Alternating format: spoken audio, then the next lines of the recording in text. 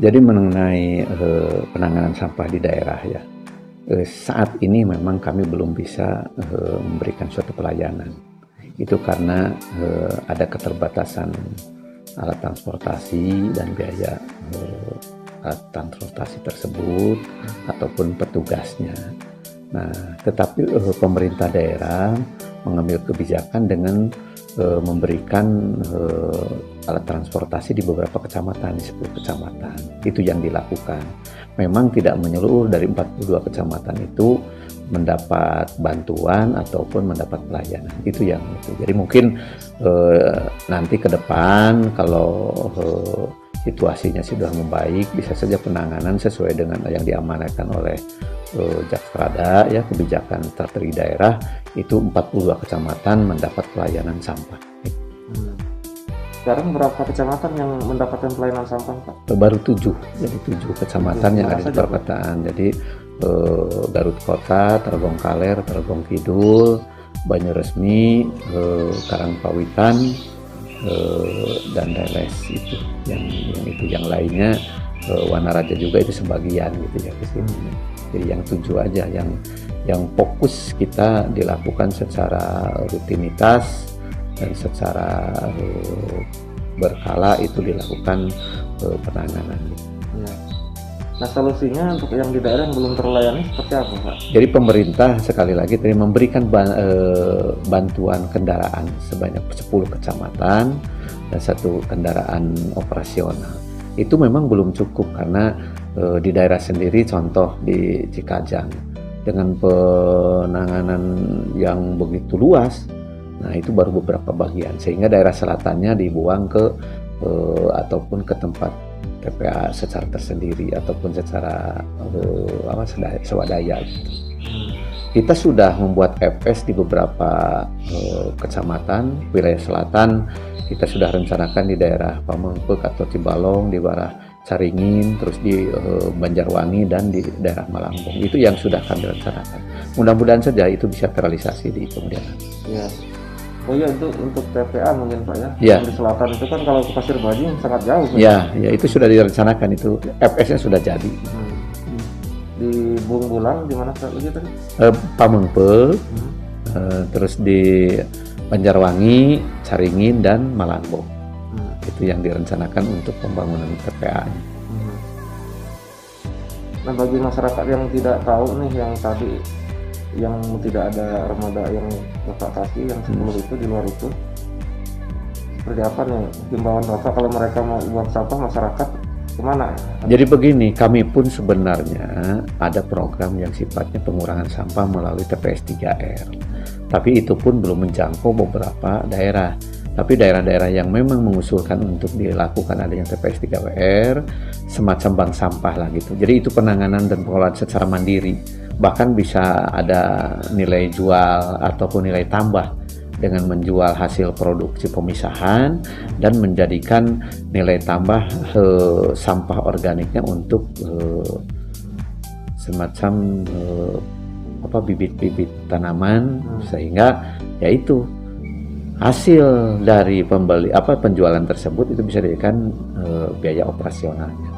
Nah, dengan tetapi permohonan bantuan tersebut ya harus ada persyaratannya mempunyai lahan di Garut ini ada berapa kelompok bank sampah Pak yang Bapak tahu? Jadi kemarin kami memberikan bantuan baru sekitar 6 ya.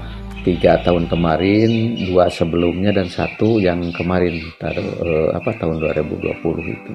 Jadi yang ada tuh sekitar Bayongbong, adalah di Banjarsari, sekitar Cisurupan, terus ada di Kadungora, terus ada di Garut Kota, di Jaraga, dan di Garut Kota lagi di Sanding, itu yang ada itu. Jadi masyarakat bisa jual sampah ke sana ya? Iya, jadi sebenarnya penanganannya bisa yaitu pengambilan oleh sendiri, pemilahan oleh sendiri,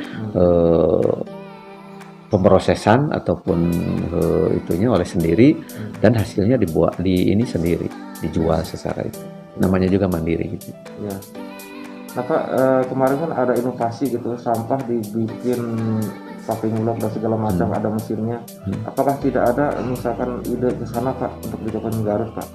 Jadi begini, itu kan bermacam-macam ya produk dari pengolahan sampah itu. Namun demikian kita setelah itu dilakukan, kadang-kala yang menjadi kesulitan adalah dari sisi pemasaran. Nah, belum ada seumpamanya pengusaha yang menerima dari produk isi itu. Jadi hanya sebatas penanganan sesaat, itu yang ada kesulitan. Jadi tidak ada kontinuitas. Kalau seumpamanya diproduksi secara massal, tetapi di dalam pemasarannya sulit kan jadi kasihan. Nah itu yang terjadi itu, sehingga memang ada beberapa kabupaten yang lain yang jadi kendala itu yang terjadi itu. Kecuali mungkin nanti ada produk yang bisa secara terus-menerus digunakan oleh masyarakat. Adanya simultan, ada antara kebutuhan dan persediaan, nah baru itu bisa berjalan dengan baik. Kalau sekarang itu yang terjadi, kita tidak mau seumpamanya hanya satu kali proses, kesananya tidak ada lagi itu yang terjadi. Ya. Kecuali kalau seumpamanya diolah jadi barang yang setengah jadi, semacam plastik itu ya, nah itu kan dijual secara ekspor hasilnya gitu. Kalau untuk jadi produk jadi, ya itu belum ada yang menerima. Pak, kalau berbicara anggaran sendiri, APBD Garut kira-kira cukup nggak kalau untuk pengadaan armada sampah sampai daerah 42 kecamatan? Memungkinkan nggak ini cita-cita ini, Pak? Jadi sekali lagi, kita LH juga untuk penanganan 7 kecamatan ini didukung oleh 41 armada dan beberapa kendaraan kecil. Itu jadi kalau seumpamanya 7 sudah 41, tinggal sisanya sekitar 34 gitu ya. Jadi maksudnya bukan 342 dikurangi 7 ya, 38 gitu ya. Jadi berapa ratus kendaraan yang harus disiapkan, itu mungkin memerlukan waktu dan memerlukan biaya. Nah kita arahnya ya mudah-mudahan saja, sekali lagi kalau keuangan membaik, bisa saja seumpamanya dengan bertahap beberapa tahun anggaran ini dilakukan untuk pengadaan kendaraan dan penanganan sampah di daerah. Gitu. Jadi saat ini di sisi lain analisanya sudah dibuat. Cuma mengaplikasikannya tergantung nanti kebijakan pimpinan, apakah mau tahun depan atau itu gitu, tergantung dari kesiapan dananya gitu. Ya. Terakhir Pak, masalah membuang sampah sembarangan ini apakah ada sanksinya Pak? Jadi sesuai peraturan daerah ya nomor tahun 2024, intinya pembuangan sampah secara sembarangan ataupun tidak pada tempatnya itu dikenakan pidana. Dengan pidana itu kan bukan lagi perdata gitu ya, harus diganti pidana, ada kurungan, ada denda 50 juta kan gitu, ada 500 juta tergantung nanti ke istilahnya pelanggaran apa yang dia lakukan, sehingga jenis itunya pidananya ya tadi variatif. Ya, yang penting bahwa pembuang sampah sembarangan itu bukan lagi dipidana, bisa dipidana. Itu yang mungkin kalau itu diterapkan sekali lagi banyak masyarakat yang ya kena sanksi itulah gitu kan. Nah mengenai pidana ini kan bukan urusan LH lagi, itu sudah urusan bagian PPNS ya gitu, bagian penyidik pegawai negeri sipil. Nah tinggal mungkin itu beradanya ada di Satpol PP. Ya mudah-mudahan kalau itu seumpamanya ada suatu shock terapi, tapi masa gitu kan membuang sampah itu yang dilematis gitu ya. Jadi saya kembalikan kepada kesiapan dari PPNS tersebut. Kalau peraturan daerahnya sudah beberapa tahun itu, kalau sekarang 2004 gitu, sekarang 2020 sudah 16 tahun ya. Gitu. Paling tidak untuk di kota masuk terapi bisa saja Pak yang sudah tersedia fasilitasnya. Ya itu kita kan sudah siapkan, kita beberapa tempatnya sudah kami siapkan, begitupun pengambilan sudah secara rutin gitu kan. Nah, diharapkan sebenarnya ada kepatuhan gitu supaya tadi itu. Cuma tadi kami sudah mensosialisasikan untuk membuang sampah pada tempatnya. Nanti tahun ini pun kami akan mensosialisasikan melalui brosur dan baligo tentang membuang sampah pada tempatnya gitu. Itu dalam rangka tadi menggugah dulu lah.